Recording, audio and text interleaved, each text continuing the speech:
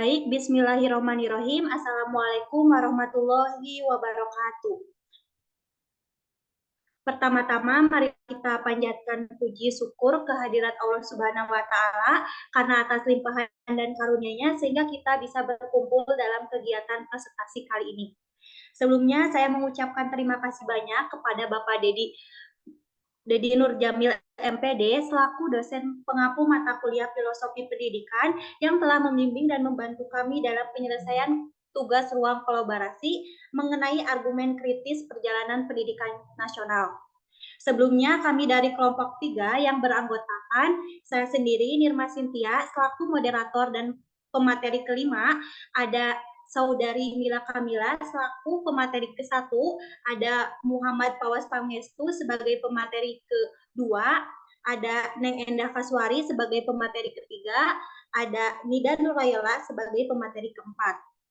Adapun susunan acara dalam presentasi kali ini yaitu ada pembukaan, lalu yang kedua ada penyampaian materi dan penutup. Baik, untuk mengefektifkan waktu, langsung saja kita mulai ke acara pembukaan. Untuk membuka presentasi kali ini, marilah kita membaca basmalah bersama-sama. Bismillahirrahmanirrahim. Untuk acara selanjutnya yaitu penyampaian materi yang akan disampaikan oleh Saudari Mila Kamila. Kepadanya saya persilahkan. Baik, terima kasih atas kesempatan yang telah diberikan oleh moderator. Di sini saya akan membahas bagian pertama pada diskusi kita kali ini, yaitu mengenai apa praktik pendidikan saat ini yang masih membelenggu kemerdekaan peserta didik dalam belajar dengan melihat perjalanan pendidikan nasional, baik itu sebelum kemerdekaan dan sesudah kemerdekaan. Nah, saat membahas topik praktik pendidikan nasional, pendidikan yang mungkin membelenggu kemerdekaan peserta didik, rasanya penting bagi kami untuk memahami terlebih dahulu bahwa setiap konteks pendidikan memiliki dinamika dan juga tantangannya tersendiri. Perbandingan antara perjalanan pendidikan nasional sebelum kemerdekaan dan setelah kemerdekaan di suatu negara dapat memberikan wawasan tentang perubahan dan juga kesinambungan dalam sistem pendidikan itu sendiri. Begitu pula dengan perjalanan pendidikan nasional di Indonesia yang dapat dilihat dari dua bagian yang berbeda, yakni sebelum kemerdekaan dan juga sesudah kemerdekaan. Nah, pada kesempatan kali ini saya akan menguraikan perjalanan pendidikan nasional sebelum kemerdekaan. Sebelum kemerdekaan ini, ada dua hal yang menjadi topik utama dalam diskusi kami, yaitu mengenai keterbatasan akses pendidikan dan juga serta masih adanya pengaruh dari kolonialisme. Banyak kalangan masyarakat yang tidak memiliki akses pendidikan yang merata, terutama untuk kalangan-kalangan yang kurang mampu atau kalangan menengah ke bawah. Sistem pendidikan yang terjadi pada saat itu lebih bersifat eksklusif dan juga terbatas untuk kelompok-kelompok tertentu, sehingga praktik ini menjadi belenggu atas kemerdekaan peserta didik untuk mengakses pendidikan karena tidak semua orang dapat mengakses pendidikan yang sama. Kemudian perjalanan pendidikan nasional juga dipengaruhi oleh kolonialisme. Pendidikan di bawah pemerintahan kolonial lebih bersifat asimilatif dengan penekanan pada nilai-nilai dan juga norma-norma kolonial. Hal ini dapat membatasi kebebasan berekspresi dan juga pemikiran kritis karena asimilatif sendiri merupakan strategi pembelajaran yang lebih menekankan pada penggabungan atau penyerapan informasi baru ke dalam kerangka pemahaman yang sudah ada sebelumnya. Pada masa sebelum kemerdekaan ini, kami uraikan menjadi beberapa periode yang berbeda. Yang pertama yaitu pada tahun 1854, di mana pada masa itu pendidikan hanya bertujuan untuk keperluan pemerintahan dan juga menciptakan sumber daya manusia untuk menjadi tenaga kerja Belanda yang diberi upah minimum. Kemudian pada tahun 1864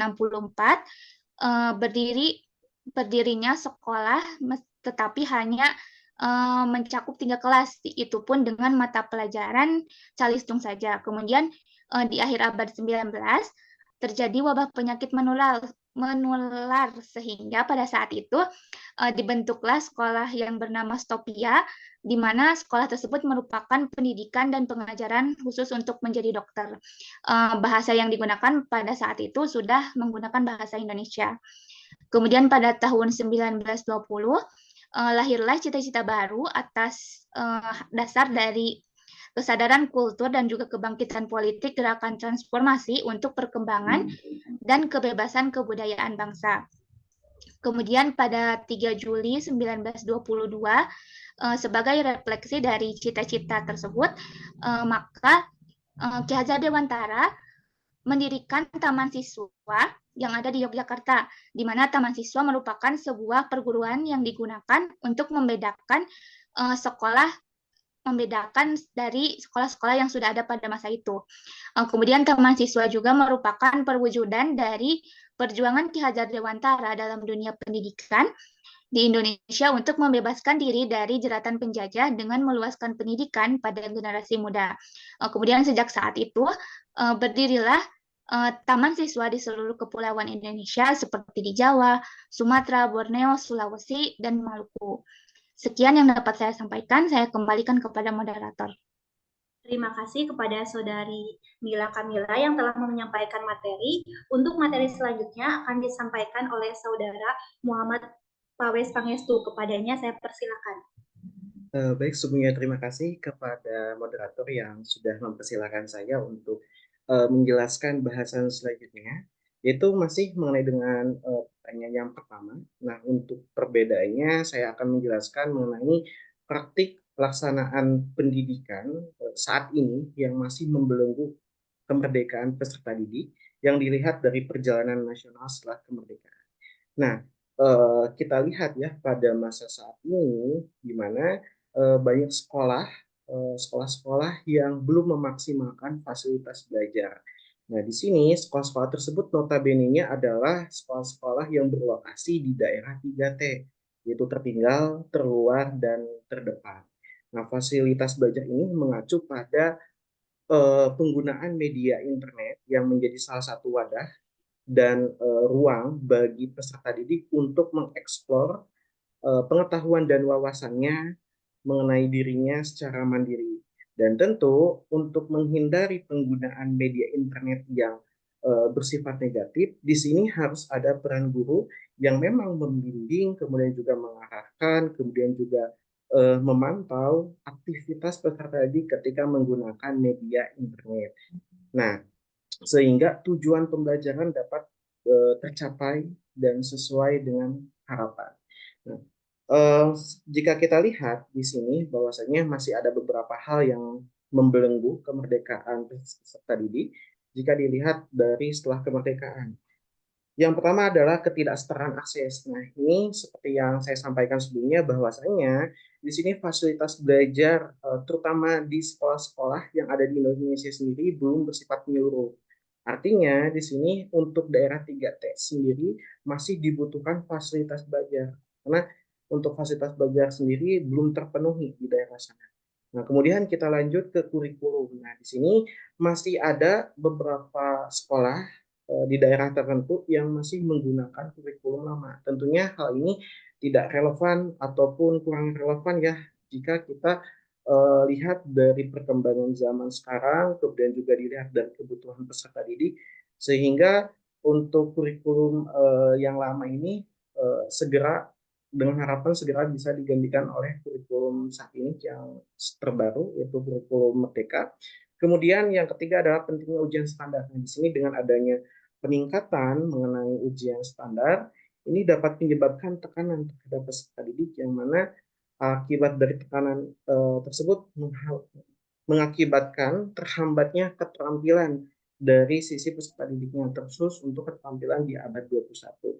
Kemudian yang terakhir adalah pengaruh globalisasi. Nah, ini sudah kita kenal dari sejak dulu ya bahwa globalisasi ini mengenai dunia luar yang mana ketika kita terfokus pada standar internasional, maka peserta didik pun harus menyesuaikan dan itu menjadi tekanan bagi peserta didik dan tentunya untuk kurikulum lokal yang menanamkan nilai-nilai budaya dan lingkungan setempat. Nah, pentingnya di sini yang kita garis bawahi bahwasannya dengan adanya permasalahan-permasalahan ini diharapkan kita sebagai calon guru untuk masa depan, calon guru profesional untuk bisa mengkritisi, menanggapi, dan memberikan upaya solutif terhadap permasalahan yang ada atau hadir di kala masa depan. Mungkin itu sih yang bisa saya sampaikan. Saya kembalikan ke moderator. Terima kasih kepada Saudara Muhammad Taus Pangestu yang telah menyampaikan materi. Untuk materi selanjutnya akan disampaikan oleh Saudari Neng Enda Kaswari. Kepadanya saya persilakan. Nah, baik. Terima kasih kepada Kak Nirma yang telah meluangkan waktunya untuk memaparkan hasil diskusi kami pada poin kedua. Nah, pada poin kedua ini, soalnya itu, adakah model-model pendidikan saat ini yang Anda lihat dapat melepaskan belenggu yang belum memerdekakan peserta didik? Nah, pada permasalahan pendidikan mengenai kebebasan peserta didik ini masih kita hadapi saat ini.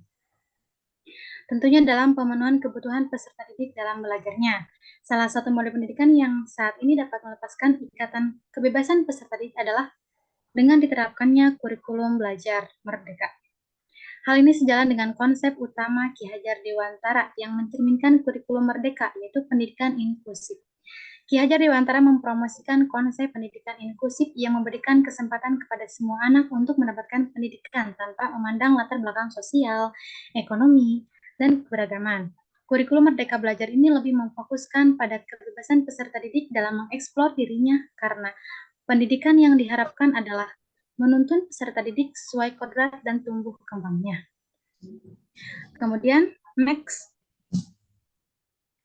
Nah, di sini terdapat berbagai model pendidikan yang dianggap dapat memberikan ruang lebih besar bagi kemerdekaan peserta didik dan meningkatkan pembelajaran yang lebih holistik.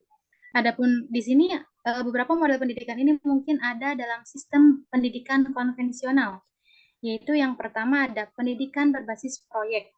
Nah, pada model ini tentunya peserta didik diarahkan untuk membuat proyek atau tugas tertentu yang menantang dan bermakna.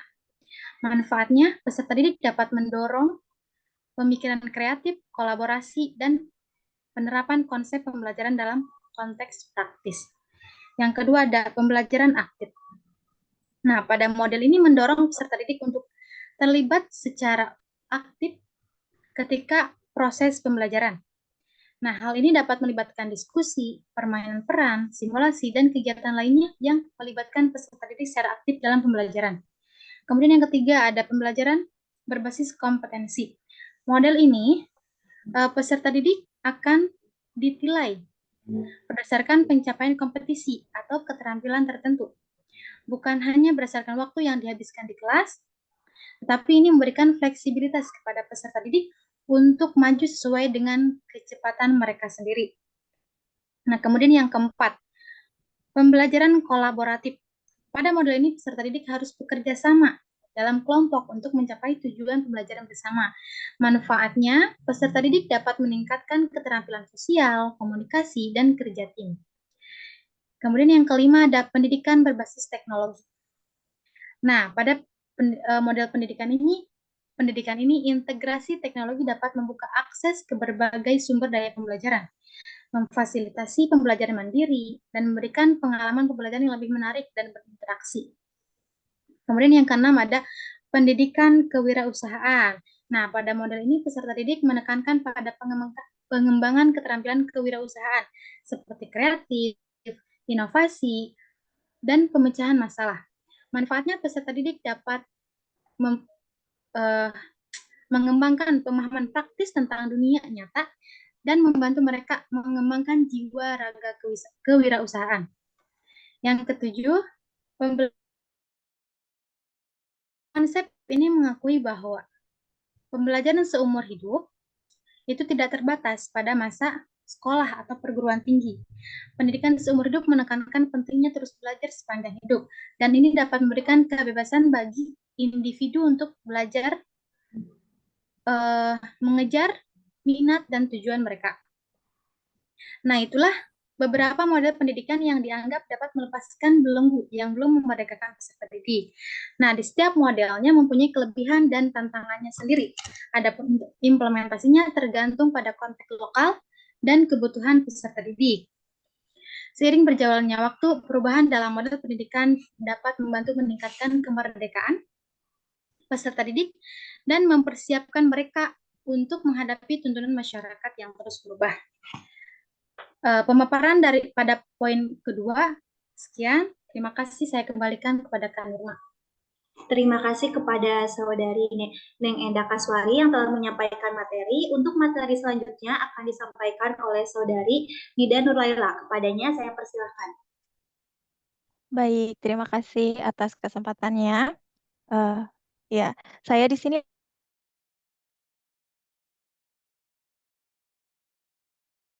apa yang Anda tawarkan sebagai model pendidikan yang dapat melepaskan belenggu dan memerdekakan peserta didik.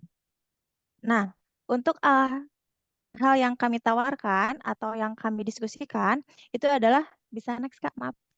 Pada saat ini, model pendidikan yang kami usulkan untuk melepaskan belenggu dan memerdekakan peserta didik itu adalah model yang disesuaikan dengan kodrat dan tumbuh kembang peserta didik yang sejalan dengan teori dari Ki Hajar Dewantara.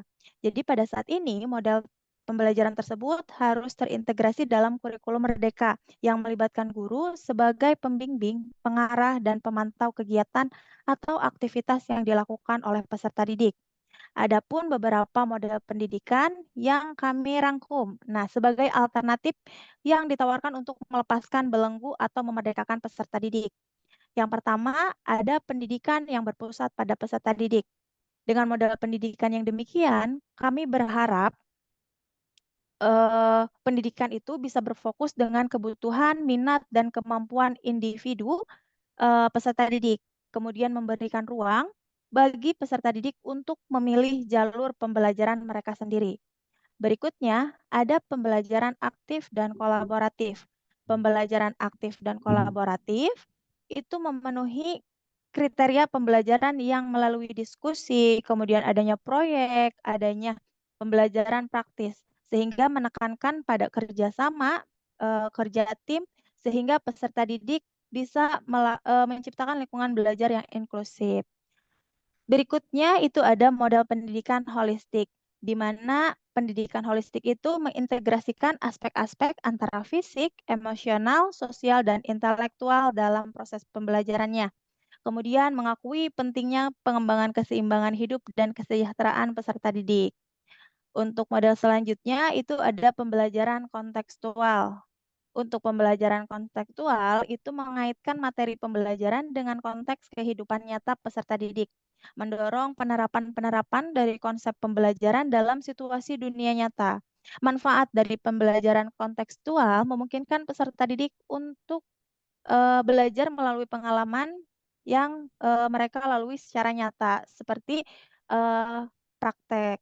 Selanjutnya ada pembelajaran berbasis proyek. Masih berkaitan dengan model-model yang sebelumnya, pembelajaran ini pun diberikan melalui adanya sebuah proyek atau tugas yang menantang dan memberikan makna, sehingga peserta didik dapat mengembangkan keterampilan praktisnya, mendorong kreativitas, inovasi, dan pemecahan masalah dari peserta didik. Berikutnya ada pendekatan multidisiplin. Nah, untuk pendekatan multidisiplin bisa kami berikan contohnya itu adalah salah satu di antaranya adalah pembelajaran berbasis teknologi. Jadi dengan adanya pembelajaran berbasis teknologi itu bisa menstimulasi peserta didik dengan memanfaatkan teknologi termasuk platform daring, simulasi, dan aplikasi pembelajaran itu bisa meningkatkan akses dan fleksibilitas dari peserta didik. Kemudian manfaatnya dari pendekatan multidisiplin ini dengan adanya pembelajaran berbasis teknologi itu bisa mendukung pembelajaran yang personalisasi, kemudian memberikan akses ke sumber daya global dan meningkatkan keterampilan digital dari peserta didik. Berikutnya pembelajaran itu adalah pembelajaran yang seumur hidup, di mana pembelajaran seumur hidup itu mengajarkan keterampilan dari peserta didik yang relevan sepanjang hidupnya, sehingga pembelajaran itu harus mendorong sikap terbuka terhadap pembelajaran berkelanjutan dan pengembangan diri, sehingga peserta didik diharapkan bisa terlepas dari belenggu dan dia lebih merdeka. Berikutnya itu ada pendidikan yang inklusif. Pendidikan inklusif itu menyediakan pendidikan yang dapat diakses oleh semua peserta didik, termasuk mereka yang memiliki kebutuhan khusus, sehingga pendidikan diharapkan mampu mendorong penghargaan terhadap keberagaman dan mempromosikan budaya inklusif. Nah, untuk model-model dari pendidikan berikutnya akan dipaparkan oleh pemateri berikutnya. Sekian dari saya. Kembalikan ke moderator. Baik, terima kasih kepada Saudari Ninda Nurlaila yang telah menyampaikan materi. Untuk materi selanjutnya akan disampaikan oleh saya sendiri, Nirma Cynthia. Nah, adapun alternatif lainnya yang ditawarkan untuk melepaskan belenggu dan memerdekakan peserta didik. Nah, yang pertama di sini ada pendidikan karakter. Pendidikan karakter itu merujuk pada pengembangan nilai, moral, sikap positif, dan kepribadian baik pada individu. Nah, tujuan dari adanya pendidikan karakter tentunya tidak hanya agar individu itu pintar secara individual, intelektual, tetapi juga memiliki moralitas yang tinggi. Lalu yang kedua ada penilaian formatif dan autentik. Nah, penilaian ini merujuk pada pemberian umpan balik yang berkelanjutan dan merefleksikan kemajuan dari yang ada pada peserta didik. Lalu yang ketiga ada pembelajaran berbasis keterampilan. Pembelajaran berbasis keterampilan ini merupakan pendekatan pembelajaran yang menekankan pada pengembangan keterampilan secara praktis dan relevan bagi kehidupan sehari-hari. Nah, salah satu contohnya itu kayak keterampilan komunikasi. Lalu untuk yang keempat ada pembelajaran berbasis kompetensi. Nah, untuk pembelajaran berbasis kompetensi ini merupakan pendekatan pembelajaran yang menekankan pada pencapaian kompetensi atau keterampilan tertentu yang ada pada diri peserta didik. Lalu yang kelima, ada model pembelajaran inovatif. Model pembelajaran inovatif ini merupakan suatu metode pembelajaran yang menggunakan cara-cara kreatif yang mengedepankan berpikir kreatif dan partisipasi aktif dari peserta didik dalam suatu pembelajaran.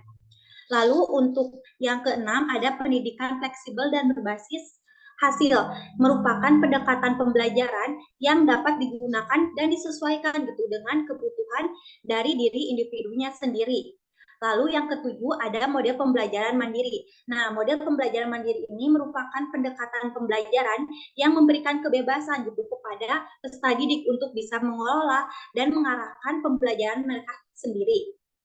Baik, untuk boleh next slide. Nah, ada beberapa hal yang menjadi pertimbangan dalam mengimplementasikan model-model tersebut. Di sini ada 3, ada kebutuhan lokal, nilai budaya, lalu yang ketiga ada kondisi masyarakat tempat pendidikan. Nah, secara keseluruhan dengan mempertimbangkan kebutuhan lokal, nilai budaya, kondisi masyarakat tempat pendidikan, tentunya membantu untuk mencapai pendidikan itu sendiri yang holistik dan berkelanjutan, yang tidak memberikan pengetahuan akademis saja, tetapi kita juga memperhatikan kebutuhan dan aspek dari masyarakat setempat.